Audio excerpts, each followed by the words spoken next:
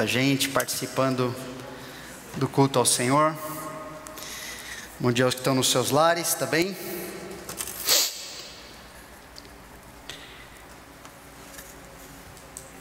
Vamos para o nosso estudo, a nossa EBD, ficou nas terças como EBT, e agora voltou para EBD, e não faz diferença nenhuma esse nome, certo? Estamos estudando sobre a unidade da igreja, que não deve ser contaminada pela pandemia. No primeiro estudo, nós vimos sobre a necessidade de mantermos, aperfeiçoarmos, alcançarmos, unidade como igreja nesse contexto, que traz às vezes uma série de confusões, de perguntas, de coisas que a gente tem que adaptar à nossa vida,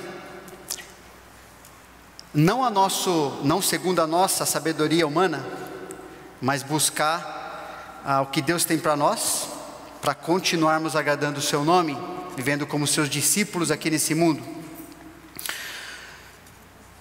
Nós vimos também sobre a cosmovisão bíblica, que deve reger todas as outras que a gente tem por aí. Há uma série de cosmovisões, há uma série de maneiras de olhar para a realidade e querer ensinar como as pessoas devem viver, se comportar, agir, o que elas devem ou não fazer, para que elas devem viver ou fazer certas coisas. E a cosmovisão bíblica precisa estar acima e regendo essas outras, senão nós vamos ser controlados, vamos ser dirigidos por algo que não é bíblico e vai nos levar a uma vida não bíblica também. Nós vimos no terceiro e quarto estudos sobre a questão daqueles 11 compromissos de viver como cristão espiritual, aqueles compromissos ou princípios que mostram que deve haver em cada um de nós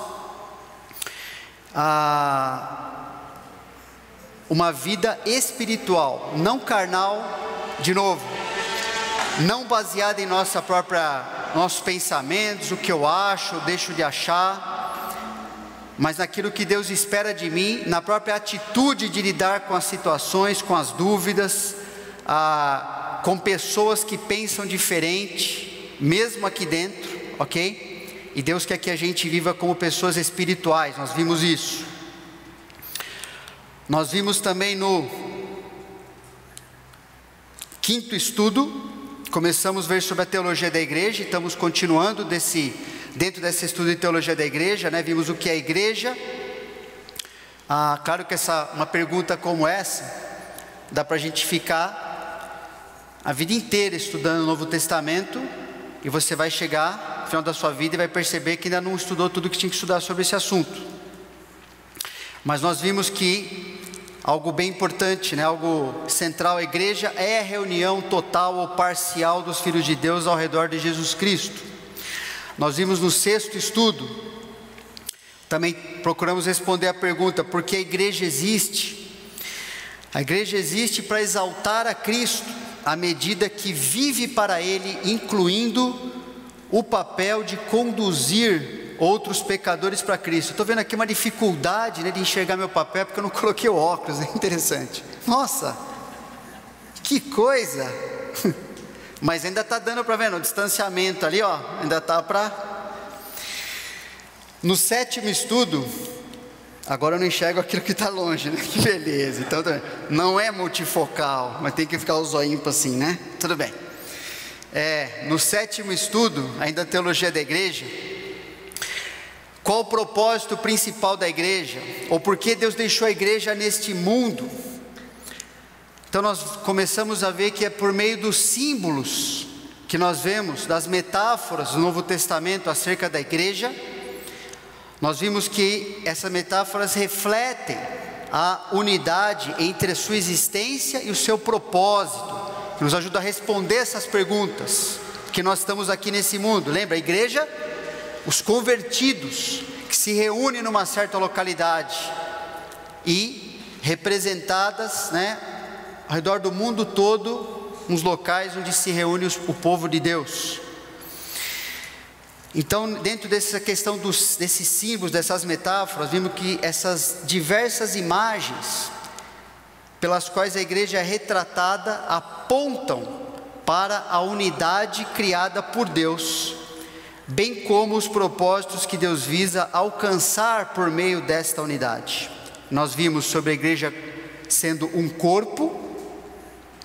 A unidade representa a unidade no serviço e crescimento a partir dessa diversidade que Deus deu entre nós, pessoas diferentes, dons diferentes e que devem trabalhar junto para serem aperfeiçoadas nessa unidade.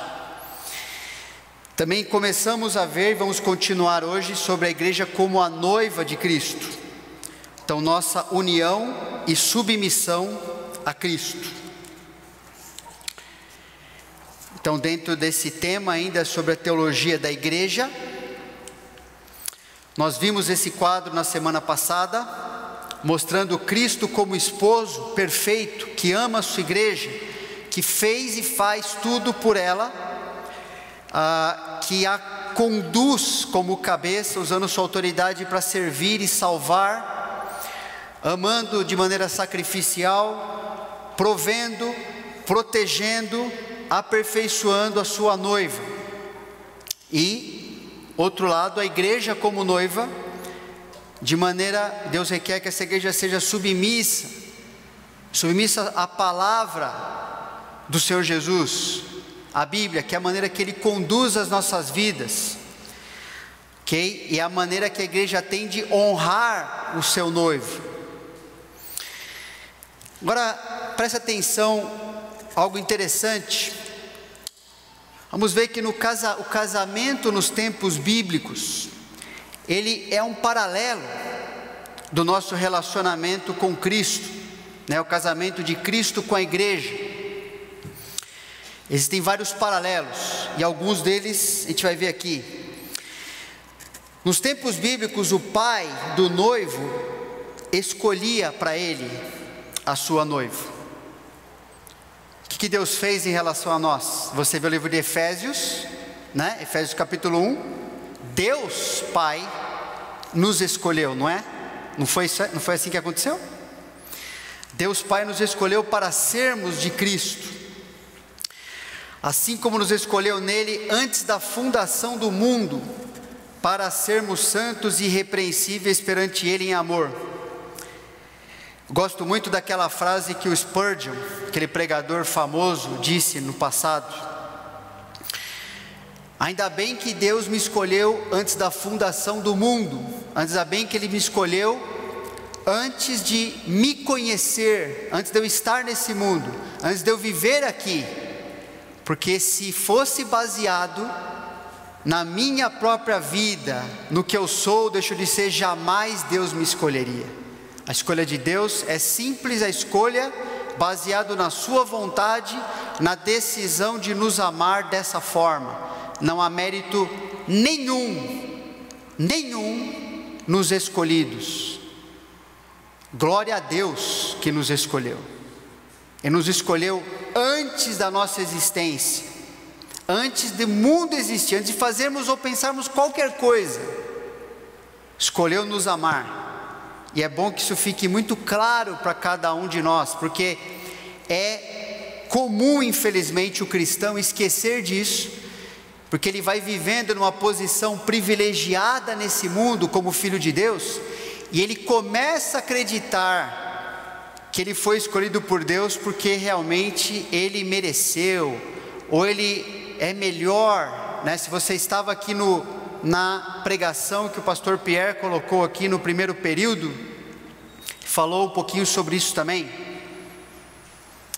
E é muito bom a gente lembrar de que a escolha de Deus foi a escolha de nos amar, assim, amar a qualquer pessoa escolhida, sendo ela não merecedora, jamais ela poderia apresentar qualquer coisa que atraísse a atenção de Deus. O que atraiu a atenção de Deus em relação a nós foi o nosso pecado. foi a sua justiça e o seu amor em resolver o que nós estragamos na nossa vida. Nós só oferecemos a Deus uma vida estragada, distante do que Ele tinha para nós, e a sua escolha nos tira do buraco que nós nos metemos.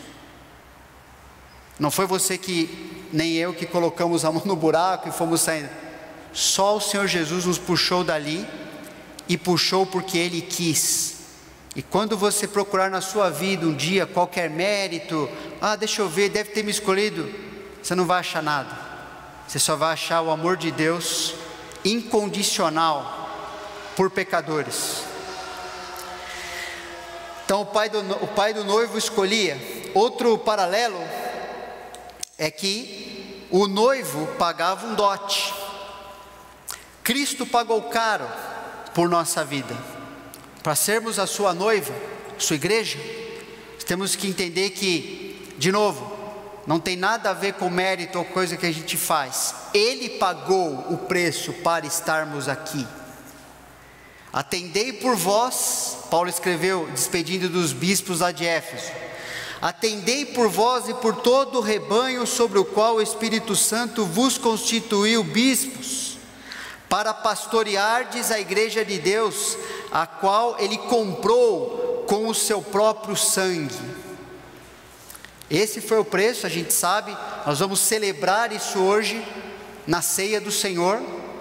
Ela aponta, ela mostra, ela comemora o que Jesus fez por nós, derramando o seu sangue santo, perfeito, inocente, para satisfazer a ira causada por Deus, por homens diante de Deus, a ira de Deus, para satisfazer essa ira causada por pecadores, todos culpados, sem a mínima condição de fazer nada por si mesmo para se livrar dessa situação, nem pode morrer por si mesmo, porque é um pecador, não tem o que oferecer a Deus por seus pecados, só pecados e pecados. E Jesus, como cordeiro sem defeito, morreu no nosso lugar, nos substituiu naquela cruz, para que Deus nos aceitasse, limpos pelo seu sangue, para que nos desse a condição de vivermos de maneira pura daí em diante. Sangue do cordeiro sem defeito, pagamento completo, definitivo, eterno, pelas nossas vidas. Algo muito interessante também no paralelo entre o casamento dos tempos bíblicos com o que Deus fez em relação à sua igreja, é que havia celebração por vários dias. Isso é um paralelo com o nosso louvor contínuo a Deus, né? Nós estamos cultuando a Deus hoje, no domingo, dessa forma, reunidos aqui, como um paralelo da noiva, né, em relação ao noivo, da mesma forma que havia celebração do casamento nos tempos antigos, ali bíblicos, quando foi escrita a palavra de Deus. Trecho interessante de Hebreus 13:15. Por meio de Jesus, pois, ofereçamos a Deus sempre sacrifício de louvor, que é fruto de lábios que confessam o seu nome. Agora vamos entender um pouquinho isso aqui.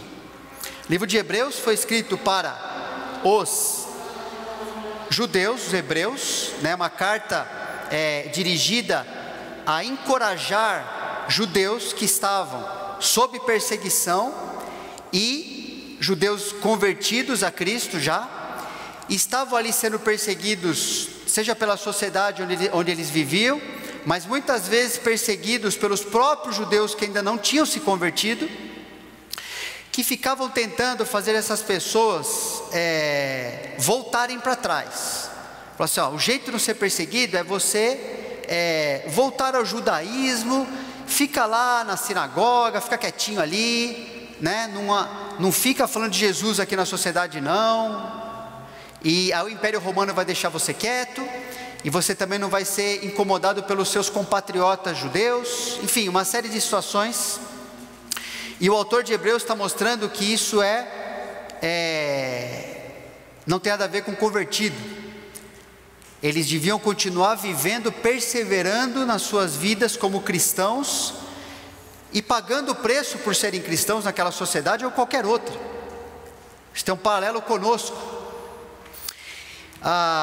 E esse trecho fala que eles e nós deveríamos, que foi escrito para nós também, né? Oferecer a Deus sempre sacrifício de louvor, que é fruto de lábios, confessa o seu nome. Ou seja, o que custará para você e para mim falar que você é de Jesus? Mas não só falar de boca. Essa expressão tem a ver com as reuniões ou os cultos, e tem a ver com o nosso dia a dia nesse mundo, a vida do cristão nesse mundo, que deveria ser um noivado com Cristo, não é? É um paralelo do nosso relacionamento, Cristo e a noiva. O amor que Ele deseja, que o Senhor Jesus deseja, é o nosso sacrifício de louvor, como está no texto de Hebreus aí. E que significa? Significa o louvor, a gratidão e especialmente o arrependimento contínuo dos seus pecados, pecados que você já foi perdoado, mas que você comete todo dia diante de Deus, diante da sociedade que você vive. Porque essa expressão aqui, fruto dos lábios, ela é retirada de textos do Antigo Testamento. Quando você receber o material, você vai ver quais são ali, alguns deles, tem mais, mas que falam desse sacrifício dos lábios. É justamente nesse contexto e textos do Antigo Testamento que falam de arrependimento, de você e eu nos arrependermos dos nossos pecados, de não só professarmos que confiamos no Senhor Jesus, mas louvarmos a Deus, continuarmos louvando a Deus por meio do arrependimento, de deixarmos pecados para trás, de tratarmos os pecados biblicamente, não deixarmos essas coisas grudarem em nós de novo, como se a gente não tivesse sido perdoado, como se a obra de Deus não estivesse nos distanciando da nossa vida antiga.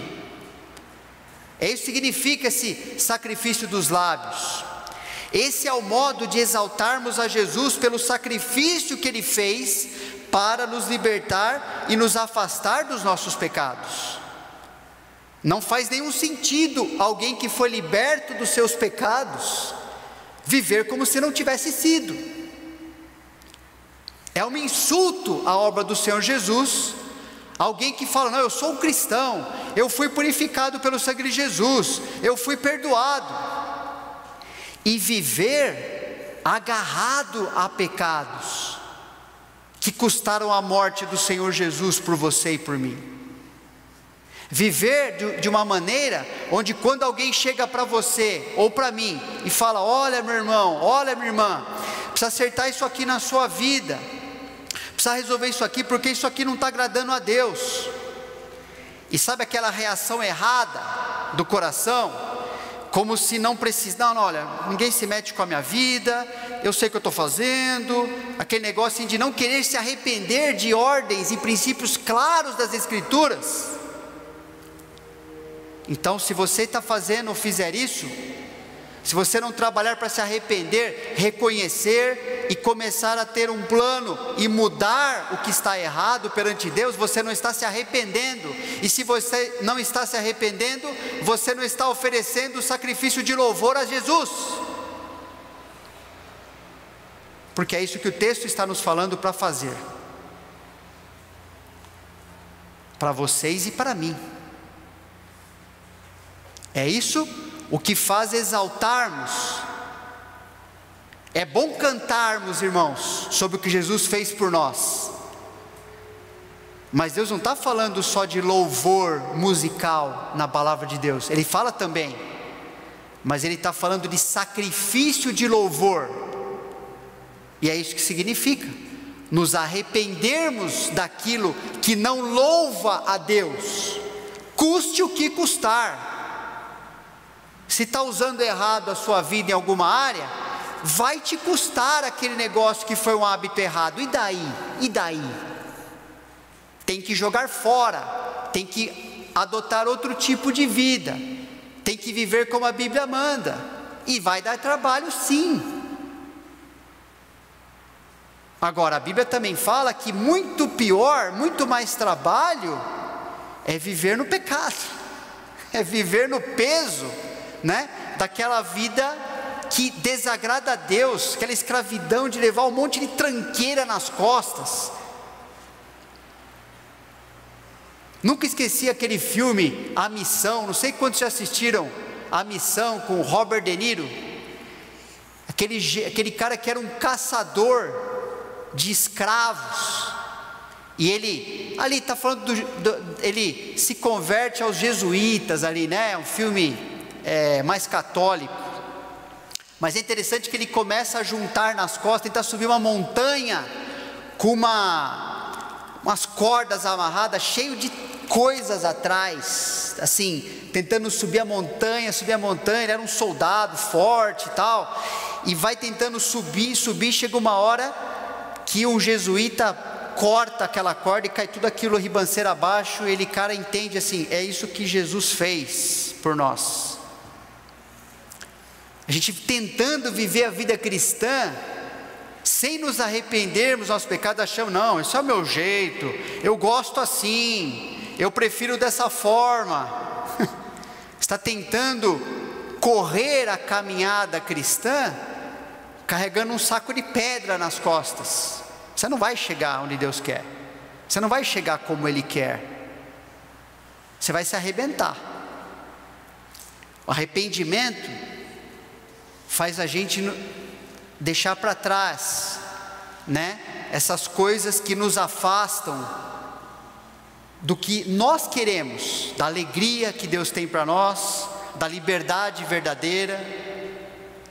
E Deus está nos transformando justamente nisso. Nos arrependermos dos pecados é exaltarmos nossa liberdade em relação aos pecados, porque senão você não se arrepende, então você está gostando de viver com aquele negócio lá, pensa bem. Além disso, devemos proclamar com alegria, por isso ele fala louvor, sacrifício de louvor, proclamar com alegria, gratidão e ousadia, que a nova vida que temos em Cristo é muito melhor que a de antes, quando vivíamos pecando e sem poder parar de pecar. Não é verdade? Por isso que ele está falando, sacrifício de louvor, não é algum sacrifício cara amarrada, né, carrancudo ali, não. É falar, nossa, mas você cristão, você não pode. Não, eu posso, só que eu sou livre. Eu fui liberto de uma sacola de pedra, de um monte de coisa errada que eu carregava antes do Senhor Jesus me encontrar. E eu não quero viver naquilo, aquilo não vale nada, aquilo é porcaria para mim. Eu estou feliz com a vida que Deus me deu. Eu quero falar para você a vida que Deus me deu, para que você tenha a mesma vida, você vai ver como ela é boa. É isso que Deus quer para nós, isso é louvor, sacrifício de louvor. Mesmo as correções, irmãos, e disciplinas, repreensões, a Bíblia fala em Provérbios que as disciplinas são o caminho da vida. Lógico, nós somos pecadores, só falta alguém achar que se converteu, não precisa mais acertar em nada, não precisa ser disciplinado, precisa ser corrigido, né?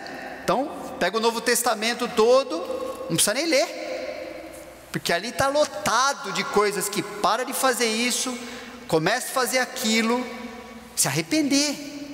E não é teoria, é prática do dia a dia.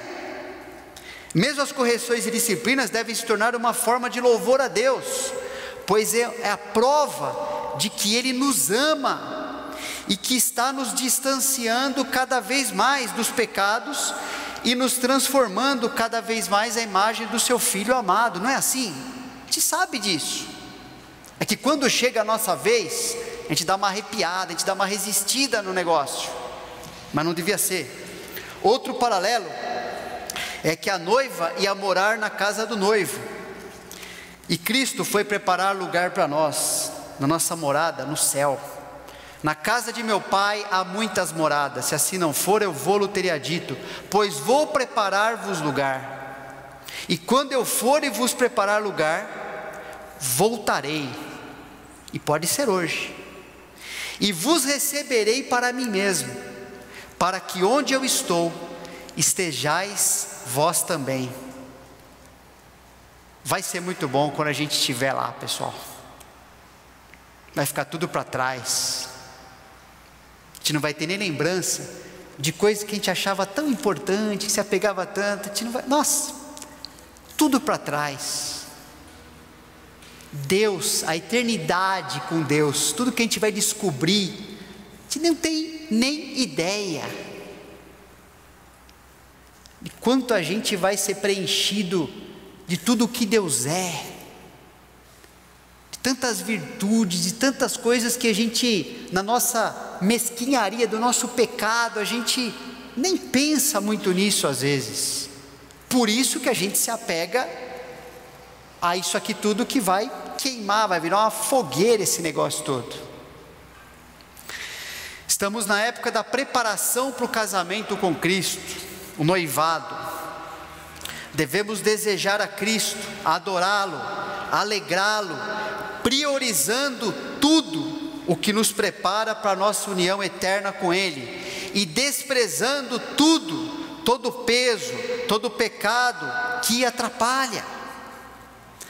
Nossa vida deve ser gasta segundo o que nos custa para servirmos e honrarmos a Cristo.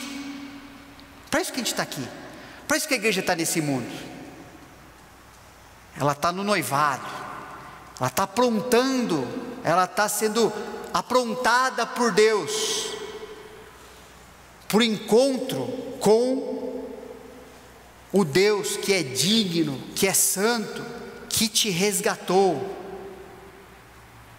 Para isso que a gente está sendo aprontado. O Espírito e a noiva dizem: vem. Aquele que ouve, diga: vem. Aquele que tem sede, vem, e quem quiser, receba de graça a água da vida. Último recado ali para a igreja e para aqueles que muitas vezes estavam dentro das igrejas e ainda não eram convertidos. Por isso que Paulo escreve, com essa visão da eternidade, ele escreve: temos, portanto, sempre bom ânimo, sabendo que enquanto no corpo estamos ausentes do Senhor, visto que andamos por fé e não pelo que vemos, entretanto estamos em plena confiança, preferindo deixar o corpo e habitar com o Senhor. Tendo essa visão, ele escreve: é por isso que também nos esforçamos, quer presentes, quer ausentes, para lhe sermos agradáveis.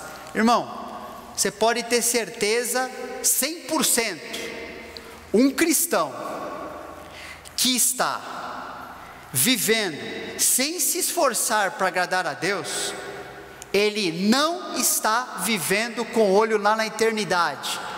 O seu olhar, o seu interesse está aqui nessa vida, está aqui. Ele é carnal, ele gosta desse negócio, ele gosta do mundo, ele gosta desse cheiro, ele gosta de provar essas coisas daqui. Ele acha que a vida boa é aqui mesmo, mesmo que ele esteja dentro das igrejas. E alguém que está se esforçando, alguém que está olhando para a eternidade, alguém que está concordando com o apóstolo Paulo, que a pátria é lá, que a sua cidadania é lá, está se esforçando para viver de maneira agradável a Deus. Uma coisa evidencia a outra, não tem como ser diferente.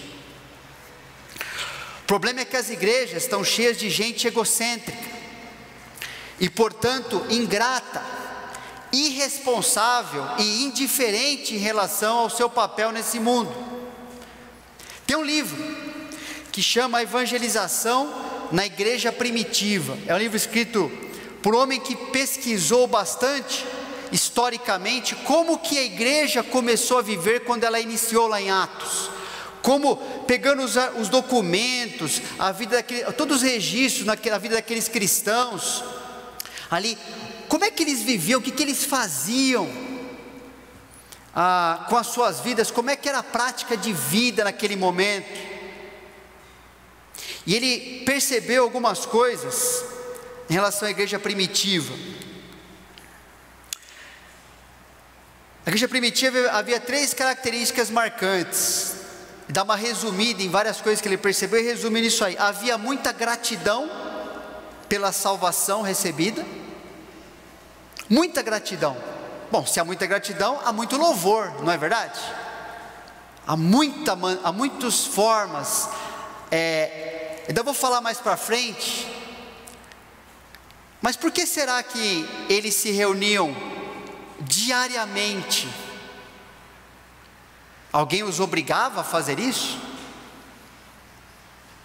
Havia muita gratidão no coração, havia muito louvor, havia muito motivo de estar junto, de falar do Senhor Jesus, de falar da salvação recebida. Havia muito querer estar perto, ser edificado, entende? Às vezes a gente, uma vez por semana, pessoal, a gente acha que isso é muito e que isso é padrão.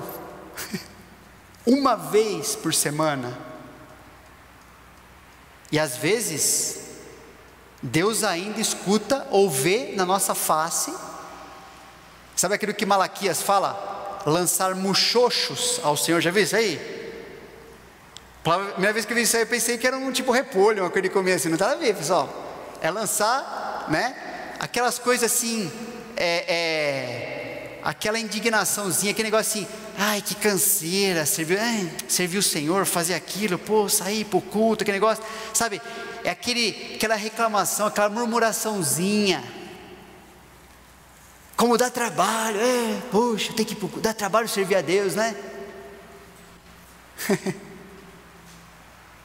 Dá trabalho, puxa vida, olha que duro, tá sol, né? Podia estar lá no clube. Podia, não podia? Para estar lá fora? O problema é que Deus vê.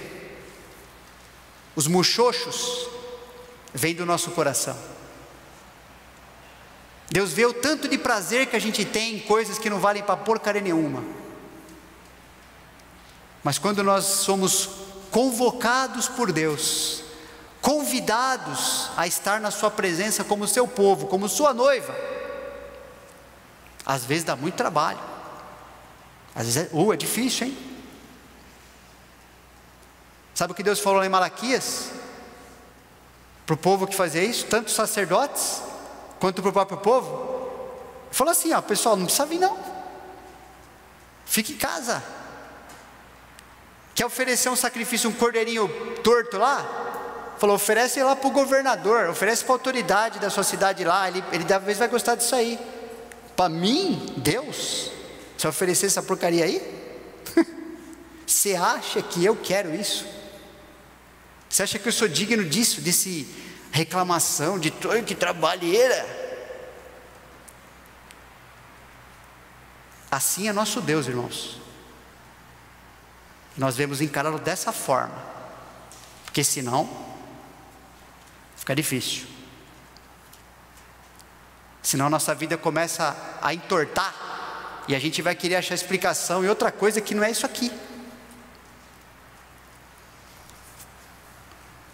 Servir a Deus com alegria, serve a Deus com tudo. Amarás o Senhor de todo o teu coração, de todo o teu entendimento, de toda a tua alma, de todas as tuas forças. É que às vezes sobra essas coisas para Deus, só sobra mesmo.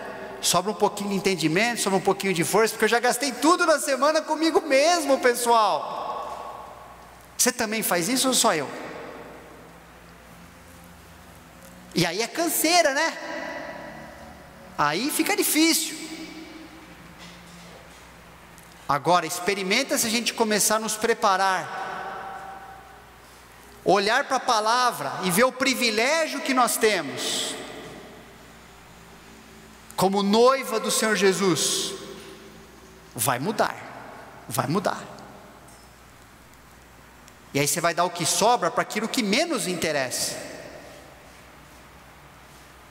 Mais para frente, se Deus permitir, quero falar sobre essa questão do reunião diariamente, que tem a ver com a questão do culto, da necessidade que os cristãos tinham E eu me pergunto, por que eu não tenho essa necessidade hoje? Outra característica era a responsabilidade, né, da igreja primitiva, coerência entre discurso e prática. Cada um se via muito responsável pela maneira como vivia, por carregar o nome do Senhor Jesus. Não só falar, sou do Messias, sou do Senhor Jesus, mas a coerência entre o que falava e como vivia. Responsabilidade uns para com os outros. Responsabilidade assim, poxa, a minha vida é do meu irmão, a vida dele é minha, somos membros uns dos outros. Então faz muita diferença como eu vivo ou deixo de viver, o que eu falo, não falo, minha prioridade, entende? Tem tudo a ver com o que o Pedro está pregando aqui também no primeiro período, né? Desde uma vestimenta até tudo que envolve a nossa vida, você tem que prestar conta um para o outro. Responsabilidade e preocupação pelos perdidos era uma característica muito forte também da igreja.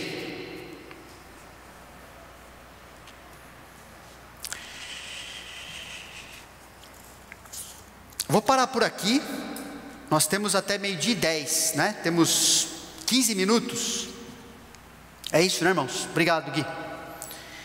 Nós temos a ceia do Senhor.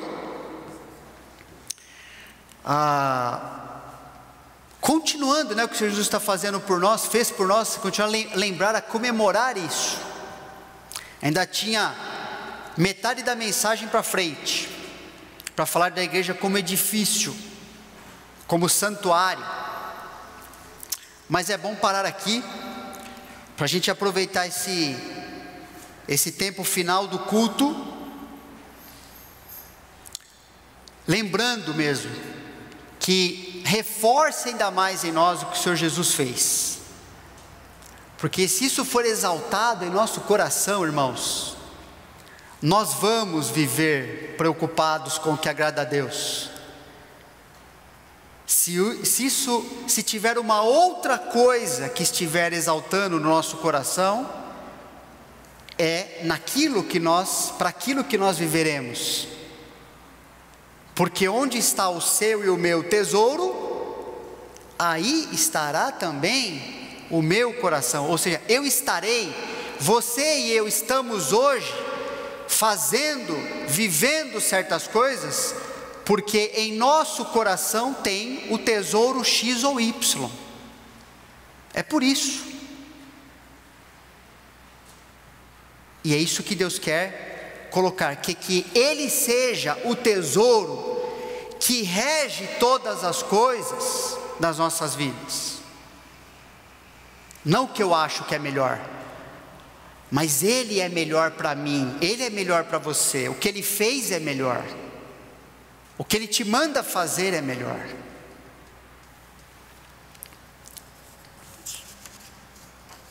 Deixa eu pular aqui então uma série de slides, né?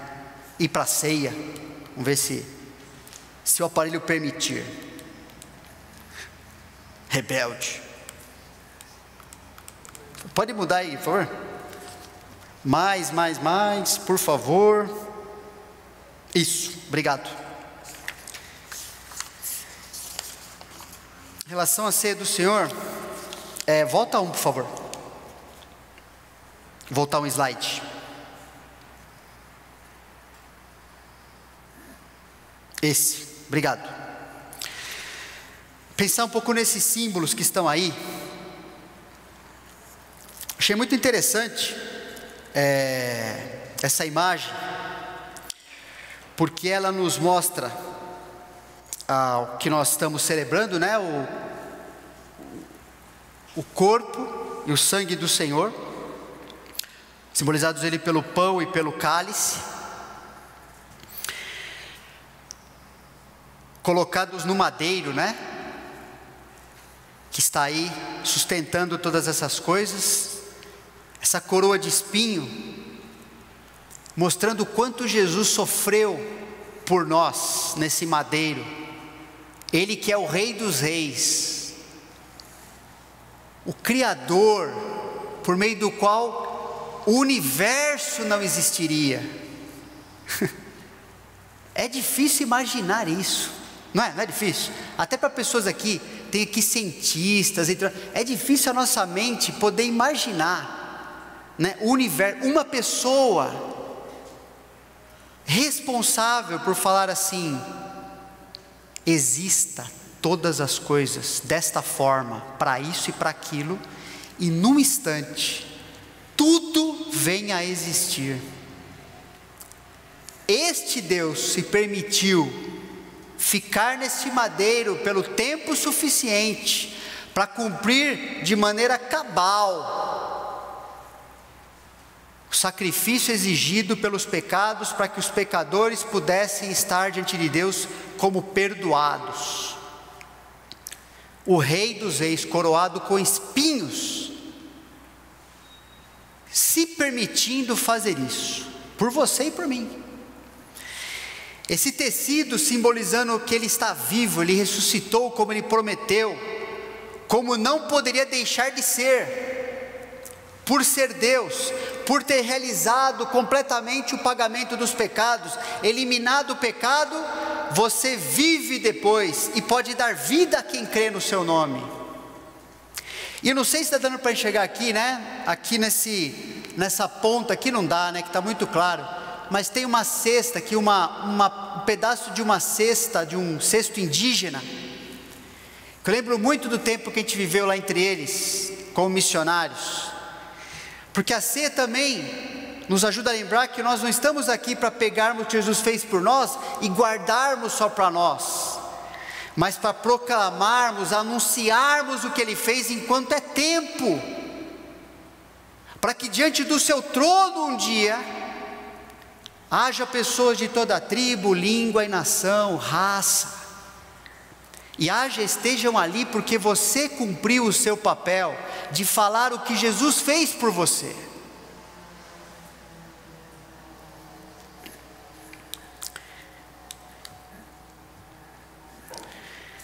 A ceia é o momento de refletirmos do que Jesus fez por nós, para nos libertar dos nossos pecados, confessarmos qualquer afastamento de Deus, isto é, o pecado cometido em alguma área, como resultado de vivermos para nós mesmos, e não segundo a vontade de Deus, e para a glória de Deus, nosso bom Salvador e Senhor. É um tempo de refletir. Eu vou projetar aqui para você ler junto, né? Não em voz alta, mas para a gente estar lendo aqui, Salmo 51, eu gosto muito desse salmo. Quando eu percebo na minha vida, irmãos, são aquelas semanas que eu percebo que eu estou pecando muito, eu gosto de muito para esse salmo, para me enxergar, me ajuda bastante. Ajudou muito Davi, escreveu isso, como uma forma dele perceber o que ele tinha feito, como Deus estava lidando com a vida dele, por causa do seu perdão, do seu amor, e o que ele devia fazer em seguida, como gratidão ao que Deus estava fazendo. Então no Salmo 51, pode clicar mais um por favor, a gente vai ver umas partes, né? Vou ver o Salmo inteiro, mas em partes.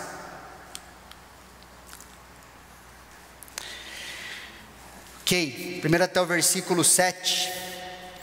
Compadece-te de mim, ó Deus, segundo a tua benignidade. Enquanto a gente lê esse salmo, irmãos, vai falando com Deus, vai procurando, pedindo que Ele te lembre de algo que está te afastando, de algum pecado de estimação, alguma coisa está armazenando ali na sua vida, não quer abrir mão, não, porque eu prefiro assim. Fala com Deus sobre isso, porque é para isso que a gente está aqui na ceia. A ceia nos ordena a autoexame, para podermos participar desse momento sem culpa e sem as consequências prováveis de fazer isso de maneira indevida. Compadece-te de mim, ó Deus, segundo a tua benignidade, e segundo a multidão das tuas misericórdias, apaga as minhas transgressões. Lava-me completamente da minha iniquidade e purifica-me do meu pecado, pois eu conheço as minhas transgressões, e meu pecado está sempre diante de mim. Pequei contra ti somente, e fiz o que é mal perante os teus olhos, de maneira que serás tido por justo no teu falar, e puro no teu julgar. Eu nasci na iniquidade, e em pecado me concebeu minha mãe. Eis que te comprases na verdade, no íntimo, e no recôndito me fazes conhecer a sabedoria. Verso 7 em diante: purifica-me com hisopo e ficarei limpo, lava-me e ficarei mais alvo que a neve. Faze-me ouvir júbilo e alegria, para que exultem os ossos que esmagaste. Esconde o rosto dos meus pecados e apaga todas as minhas iniquidades. Cria em mim, ó Deus, um coração puro, renova dentro de mim um espírito inabalável. Não me repulses da tua presença, nem retires de mim o teu Espírito Santo. Restitui-me a alegria da tua salvação e sustenta-me com espírito voluntário. Então ensinarei aos transgressores os teus caminhos, e os pecadores se converterão a ti. Confessa qualquer coisa a Deus que precisa ser confessada. Combina com Deus que você vai fazer algo diferente, que você vai se arrepender, que você vai tomar outro rumo em algo que Ele te mostrar. Após confessarmos nossos pecados, ou seja, nos afastarmos, pecados faz com que a gente se afaste de Deus para viver para nós mesmos, devemos nos arrepender, ou seja, dar passos práticos na direção oposta, a direção ao que estávamos vivendo, nas áreas que a gente pecou, para voltar a andar com Deus de maneira de comunhão verdadeira. E à medida que andamos, que nos arrependemos, isto é, voltamos a viver biblicamente, nós voltamos a exaltar a Deus em nossas vidas, e vivendo em comunhão com Ele, sempre temos motivo e desejo de exaltá-lo. Temos motivo, sempre que está vivendo de maneira em comunhão com Deus, você vai ter motivo de contar aos outros sobre a transformação que o seu Evangelho realiza na sua vida, e a gente vai querer falar isso, tanto entre nós como cristãos. Esse vai ser o nosso assunto, porque é o que Deus está fazendo, quanto vai ser assunto aos que estão fora, para que Deus possa fazer na vida deles também. Por isso no verso 14 Davi diz: livra-me dos crimes de sangue, ó Deus, Deus da minha salvação, e a minha língua exaltará a tua justiça. Abre, Senhor, os meus lábios, e a minha boca manifestará os teus louvores, pois não te comprazes em sacrifícios, do contrário eu tos daria, e não te agradas de holocaustos. Sacrifícios agradáveis a Deus são o espírito quebrantado, coração compungido e contrito, não o desprezarás, ó Deus. É disso que Deus gosta, é isso que Deus quer ver na nossa vida, coração que sente, que é apertado pelo pecado cometido contra Deus, que pese a ponto de haver confissão e arrependimento, de haver mudança. Isso louva, isso exalta a Deus, e a ceia celebra isso. Por isso que Paulo repreendeu a igreja e falou assim: irmão, você não está comemorando a ceia, como é que pode juntar para comer pão e vinho? Está pecadaria rolando na igreja lá. Não é a ceia.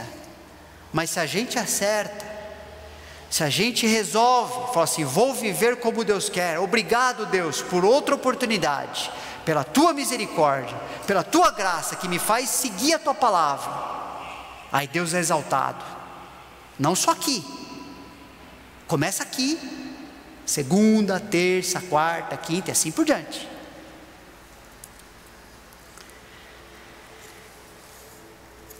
Acho que vai ser suficiente, né? A gente tem os kits de ceia, que você vai perceber que compramos, respeitando até os tempos ali que estamos vivendo, né, de pandemia e tal, menos contato físico com as coisas, né? Então você vai receber os kits aí, que tem já o pão sobre o próprio cálice, que você tem que abrir o cálice, okay? Com bastante cuidado, para não derramar. E se derramar alguma coisa, irmãos, Deus sabe que você tentou fazer de maneira cuidadosa, ok? Os elementos aqui não estão se transformando no corpo e no sangue de Jesus, pode ter certeza disso. Quando Jesus instituiu a sua ceia, Ele estava vivo, falou, este é o meu corpo, tal, era um símbolo do que Ele ia fazer por nós, mas é um símbolo que representa a realidade verdadeira do relacionamento que temos com Jesus, ok? Então você vai receber, e a gente vai aguardar todo mundo receber, e celebrarmos juntos. Se você é um cristão, celebre, agradeça a Deus. A gente vai fazer isso juntos, ok? Mas à medida que você receber, segura o seu elemento, depois a gente vai comemorar isso juntos, ok? Acho que vai dar 3 bandejas, serão suficientes. A Valquíria preparou para nós aqui, organizou de um jeito que tem uma separação. Então eu peço que você, quando os diáconos forem servir, você pega aquilo para você e para a sua família, a pessoa que está sentada junto com você, ok? Não precisa todo mundo colocar a mão, mas uma pessoa pega e dá para quem está sentado junto, ok? Queria pedir para o Rodrigo Chaim, para o Lucas Mendes, não sei se ele está aqui, sim, e Luke, nos ajudar, por favor, distribuir os elementos.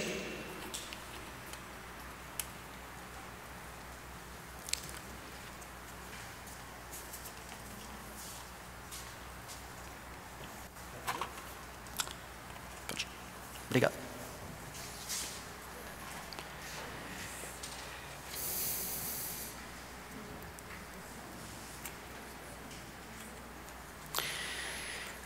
Você perceber que tem uma tampinha, precisa abrir para o pão ficar dentro dela, né?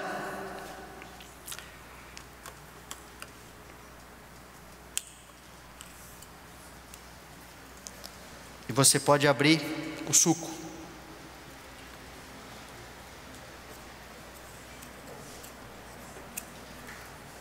Se eu conseguir, eu acho que você consegue também. Tem uma abinha aí em cima da tampa que ajuda. Isso. Desculpa.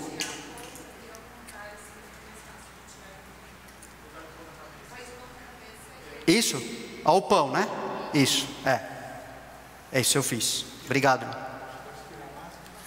Isso, pode tirar a máscara para a gente celebrar.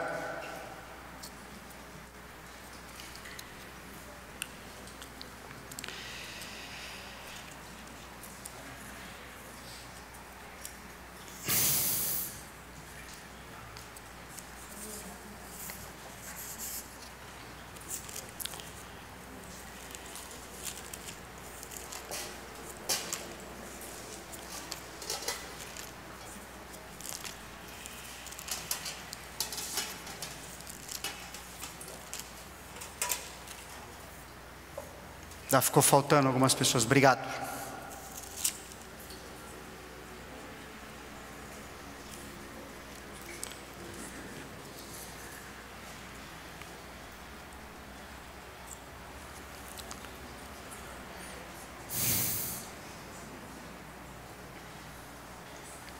Reflita na sua vida, no que a gente acabou de ler.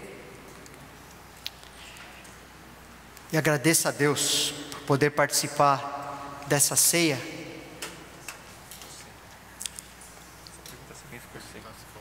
Okay. Alguém ficou sem? Ou porventura derramou, quer pegar outro elemento? Alguém? Pode ficar tranquilo com relação a isso. Obrigado.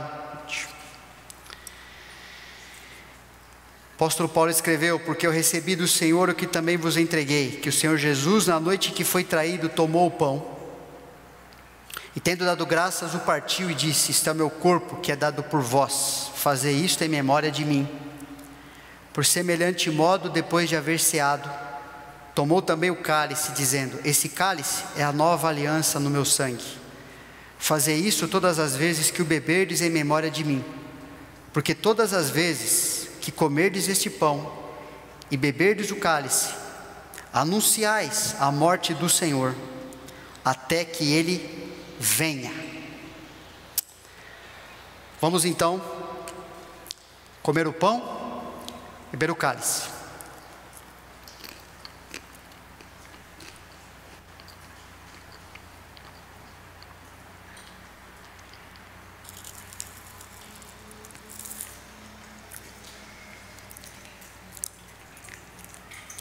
Quero pedir para a equipe de louvor vir aqui à frente, por favor. Enquanto eles vêm, fazer uma oração, encerrando o nosso tempo. Vai ser encerrado o culto com esse louvor.